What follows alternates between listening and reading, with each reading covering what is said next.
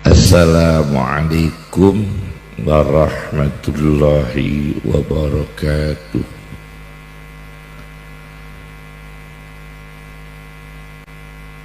Bismillahirrahmanirrahim. Alhamdulillahi rabbil alamin.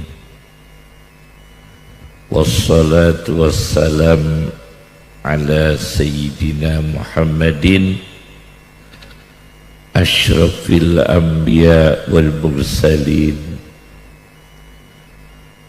wa ala alihi wa ashabihi ajma'in, amma ba'd. Yang kami hormati para kiai, ibu nyai, para ulama, para sadah, para wali santri, para hadirin hadirat, izinkan kami menyampaikan sedikit sebagai pengantar. Ada sebuah tafsir karya orang Spanyol, Imam Qurtubi. Di dalam tafsirnya Al-Jami' li Ahkamil Quran karya Al-Qurtubi. Di situ diterangkan bahwa suatu ketika Rasulullah Shallallahu Alaihi Wasallam berjalan menaiki onta, dihalangi oleh iblis. Jadi iblis itu memegang tali kekang onta Nabi Muhammad untuk diarahkan ke jalan yang bukan sebenarnya. Nabi Muhammad naik onta, kemudian tali kekang onta itu dipegang oleh iblis, diarahkan ke jalan supaya salah jalan oleh iblis. Ketahuan oleh Jibril. Akhirnya iblis ini diusir oleh Jibril dengan teknis malaikat cara mengusirnya. Kemudian diusir oleh Jibril itu sampai terlempar di negara India. Jadi iblis itu pernah terlempar ke negara India karena dilemparkan oleh Jibril karena mengganggu ontanya Nabi Muhammad SAW. Tulis Imam Qurtubi dalam tafsirnya Ahkamul Quran, Al-Jami' li Ahkamil Quran. Di sini ada 3 makhluk. Ada Muhammad, ada Jibril, ada iblis. Muhammad dalam Al-Quran disebut 4 kali. Kalau Ahmad 1 kali. Dari 4 kali kata Muhammad disebutkan di situ Muhammadur Rasulullah walladzina ma'ahu asyidda'u 'alal kuffari ruhama'u bainahum. Muhammad utusan Allah dan sahabat yang membersamai Muhammad semua tegas, bukan berarti radikal, tegas, asyidda'u 'alal kuffar, tegas, integritas terhadap orang kafir, ruhama'u bainahum, dan saling menyayangi sesama orang beriman, sesama muslim, sesama sahabat. Di sini terbaca Muhammad itu karakter sahabatnya itu selalu kasih sayang sesama mukmin,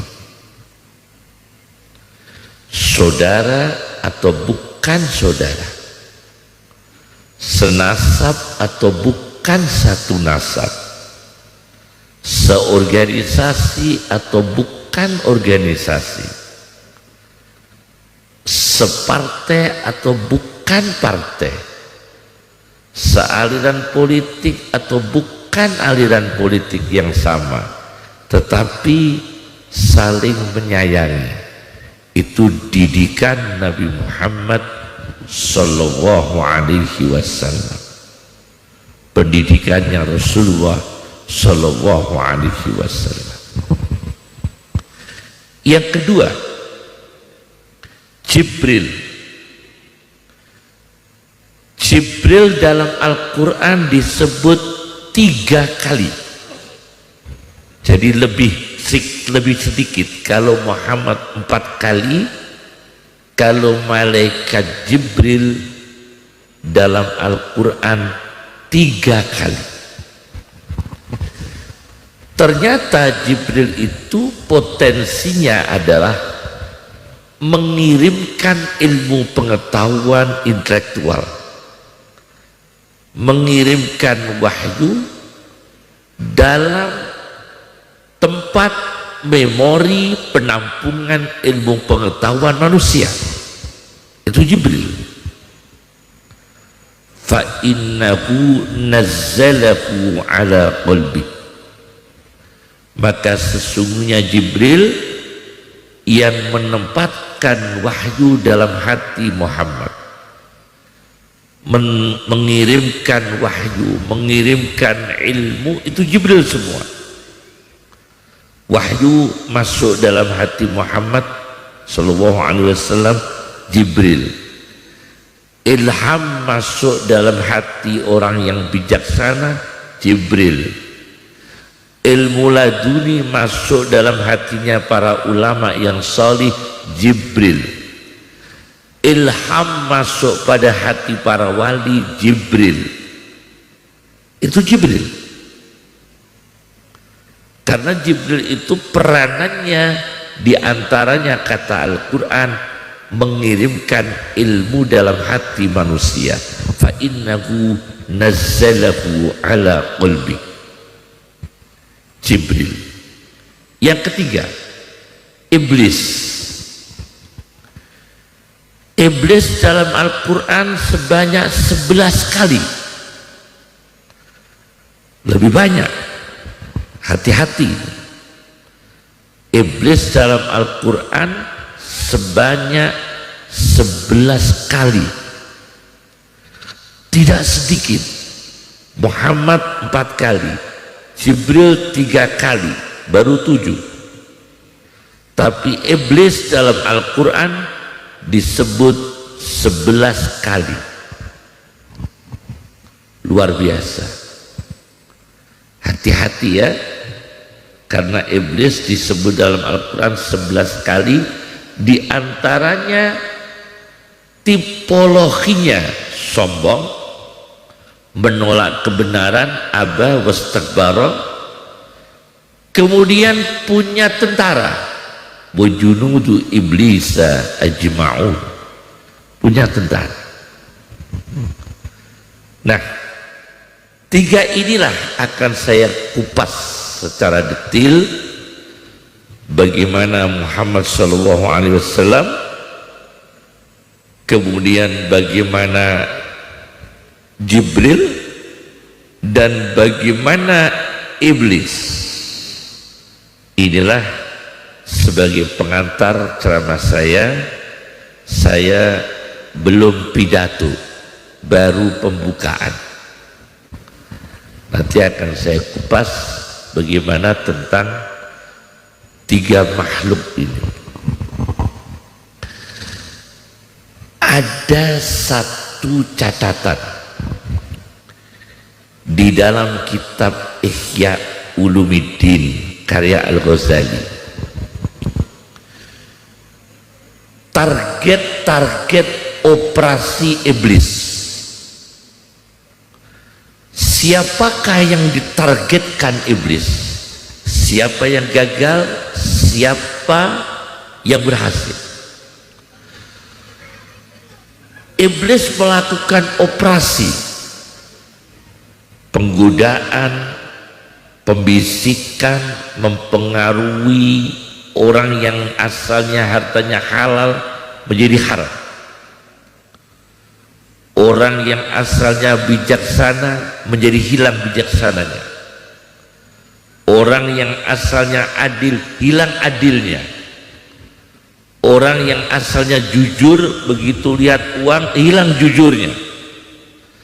Orang yang asalnya amanah begitu punya kedudukan hilang amanahnya. Itu godaan semua. Ulama yang asalnya berada dalam marwah keulamaan, terjaga keulamaannya, begitu offset keluar ulama itu offset, ada ulama yang offset, hilang keulamaannya, hilang kekiaiannya. Kenapa ini terjadi? Ternyata iblis itu pernah melakukan operasi penggodaan kepada sahabat, tidak berhasil karena sahabat mengikuti sunnah Nabi. Kepada tabi'in tidak berhasil. Nah, setelah tabi'in itu manusia sedunia ini baru bisa dipengaruhi oleh iblis. Astagfirullahaladzim. Oleh karena itu peranan para kiai, para ulama, para wali, para habaib, ulama, sadah sangat dibutuhkan untuk membimbing umat manusia ini dari pengaruhnya iblis. Bagaimana pengaruh ini tidak penetrasi dalam hati manusia? Bagaimana iblis tidak infiltrasi dalam hati manusia? Pertama, dibutuhkan cahaya. Nah, inilah tema nur. Kita akan membahas nur menghadapi iblis. Di dalam Al-Quran, nur itu cahaya. Terdapat 43 kali dalam Al-Quran. Kata nur dalam Al-Quran 43 kali. Di dalam Al-Quran, nur itu ada 43 kali. Nanti akan kita bahas. Nur dalam Al-Quran 43 kali. Nanti akan kita bahas. Kalau 43 kali kita bahas satu persatu, mungkin 3 hari di sini. Pertama, orang yang bisa mengendalikan godaan itu harus ada nur wirai, apa namanya, nur kewiraian. Nur pertama nur wirai. Wirai itu berat. Nabi Muhammad SAW itu pernah melihat perempuan lewat. Ada perempuan lewat, sekilas spontan Nabi kita melihat perempuan lewat. Begitu melihat perempuan yang lewat, Nabi kita bergegas untuk menggauli istrinya supaya tidak mengingat perempuan tadi. Teorinya ya. Jadi ada perempuan cantik lewat, Nabi Muhammad melihat. Begitu melihat, Nabi Muhammad segera untuk menggauli istrinya, berhubungan biologis dengan istrinya, supaya cepat lupa, tidak mengingat perempuan tadi. Setelah itu, setelah berhubungan dengan istrinya, beliau mandi janabat. Kata beliau, syahwat yang terbaik adalah disalurkan pada jalur yang halal. Syahwat nafsu yang terbaik disalurkan pada jalur yang halal. Jadi kalau ada uang haram lewat, kita cepat-cepat lihat uang kita sendiri yang halal. Paham ya? Kalau ada uang sliwar-sliwar yang haram atau syubhat, cepat-cepat kita langsung melihat uang kita sendiri yang halal. Entah pertanian kita, entah ternak kita, entah dagangan kita, warung kita, usaha kita yang halal, supaya kita tidak berlama-lama untuk mengingat memori godaan uang haram tadi. Itu caranya Nabi Muhammad SAW. Misalnya lagi ada godaan lagi, misalnya ya, saya tanya pada kita sendiri, bapak-bapak ini kalau disuruh milih surat-surat Al-Quran dengan surat tanah, milih mana?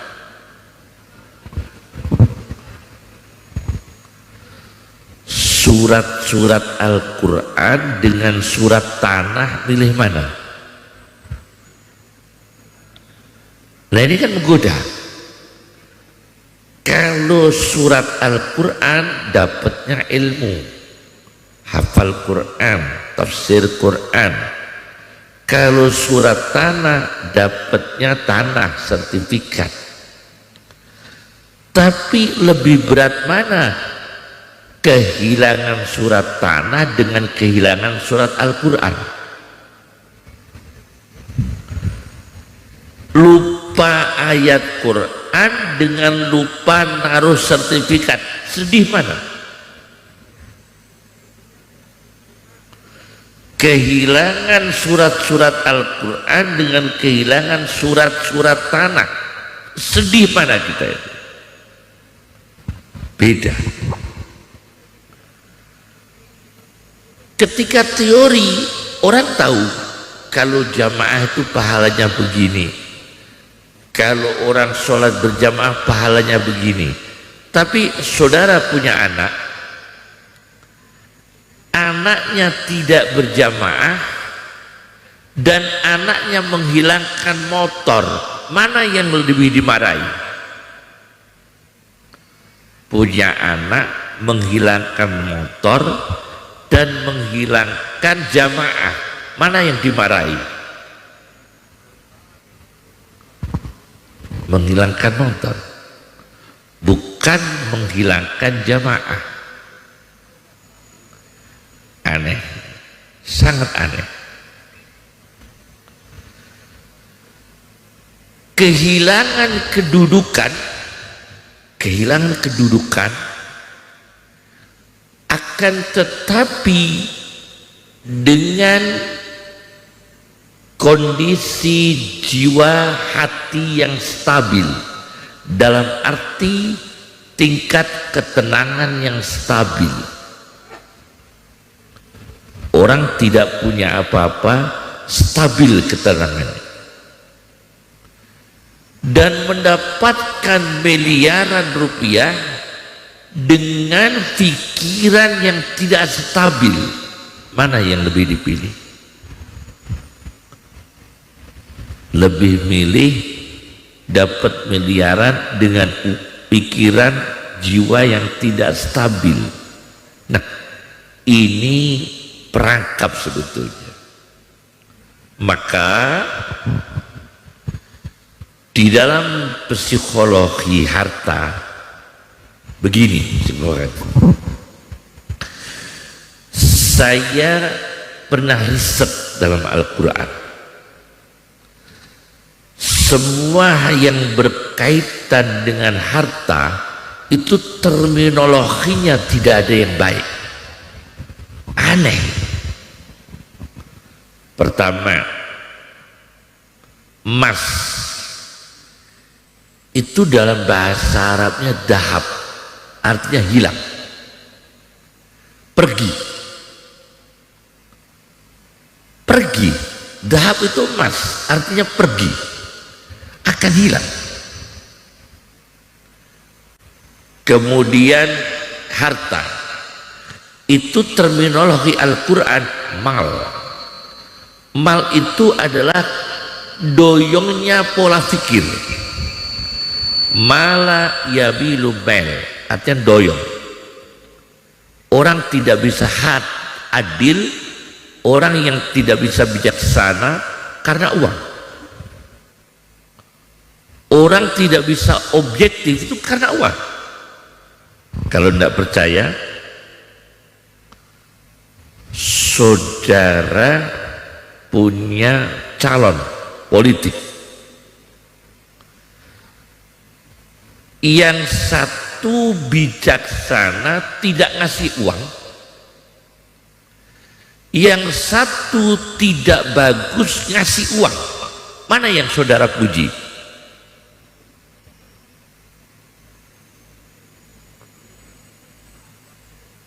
Yang satu orangnya baik, bijaksana, tapi tidak ngasih uang apa-apa.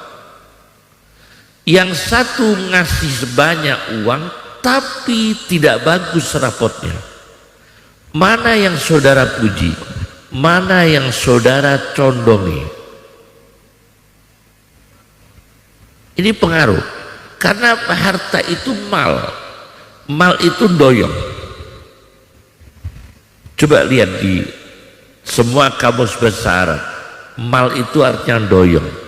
Mala yamilu mailan fala tamilu kullal maili fatazaruha kal mu'allaqah. Mail itu doyong.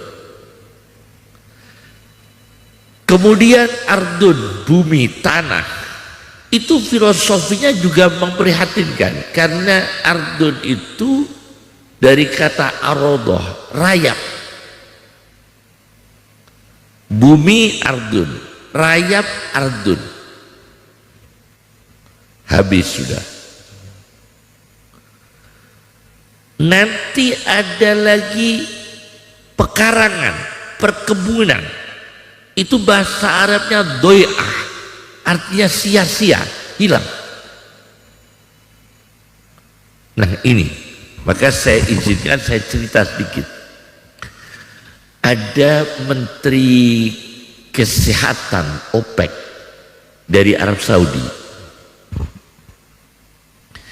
namanya Hisham Nadir. Beliau adalah Menteri Kesehatan dari Arab Saudi yang mewakili di OPEC. Nah ini ya, beliau ini tentu orang kaya karena menteri OPEC. Bayangkan, menteri perminyakan OPEC. Nah, beliau ini punya anak sakit di Amerika. Sakitnya itu otaknya banyak ulat. Namanya Hisham Nadir, menteri OPEC. Putranya ini otaknya itu mudawat, dimag mudawat itu penuh ulat, penyakit langka. Tidak tahu saya, kira-kira kalau sekarang tuh diagnosanya apa itu?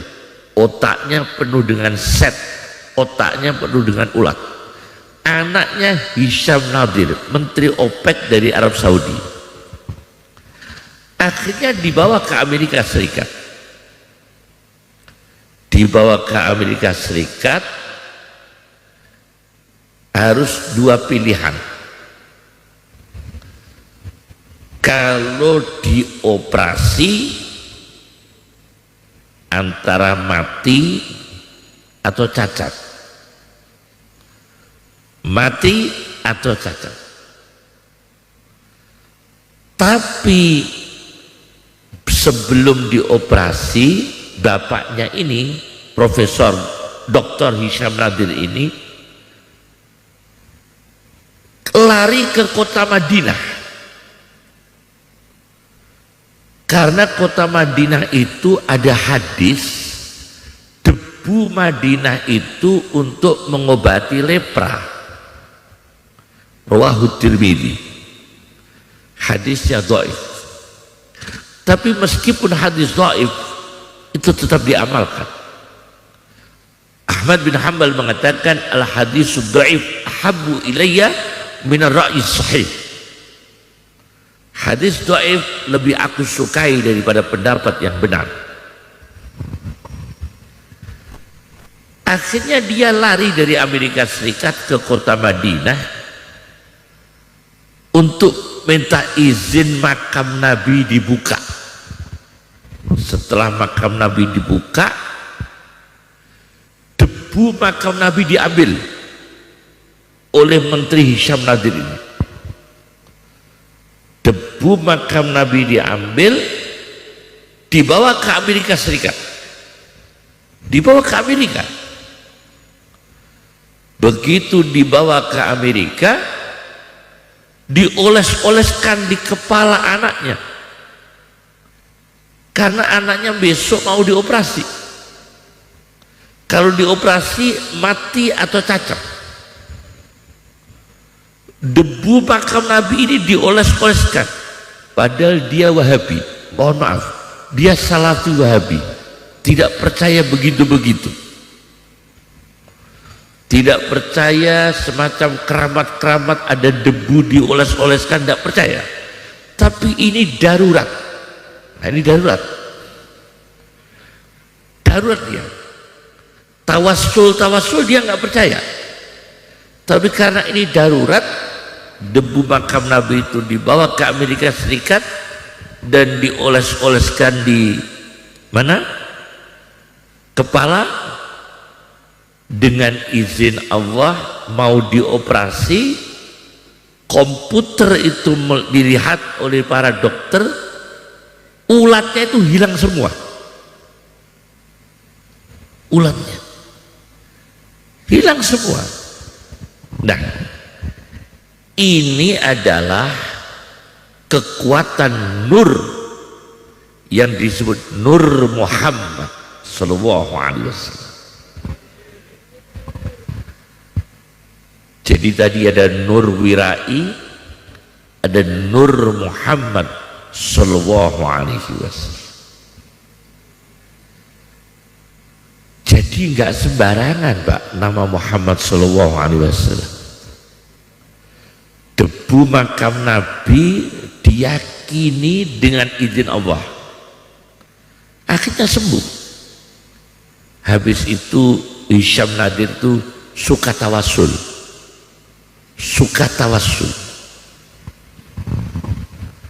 Ini kasus yang kedua. Kasus yang ketiga, ada yang disebut dengan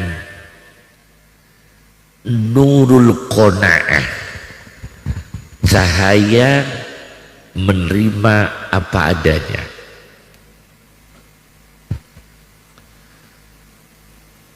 Kalau dalam kitab tafsir Ruhul Ma'ani karya Al-Alusi, tafsir Ruhul Ma'ani, ada tafsir Ruhul Bayan, ada tafsir Ruhul Ma'ani. Kalau di dalam tafsir Ruhul Ma'ani disebutkan bahwa Qarun itu pakar kimia. Qarun itu pakar kimia. Penemu mesin diesel itu namanya kan diesel. Saudara baca dalam buku ensiklopedia Oxford, diesel itu ilmuwan, orang pinter bikin mesin diesel. Kita ini para kiai, para ustadz naik penter pakai mesin itu.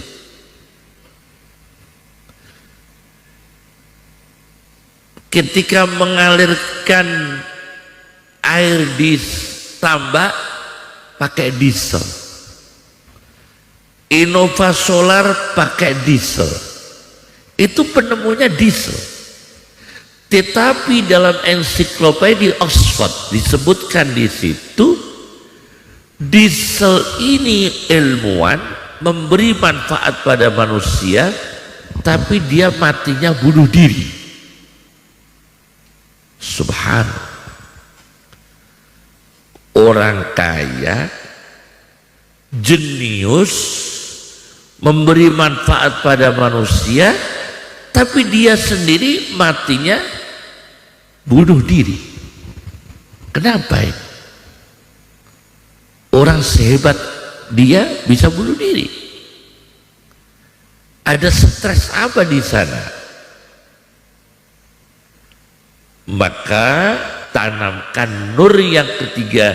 43 kali kata nur dalam Al-Quran, nurul qanaah, menerima apa adanya, makan yang di depannya. Ini nurul qanaah. Jadi nurul qanaah, cahaya apa adanya. Ini penting sekali dalam hidup.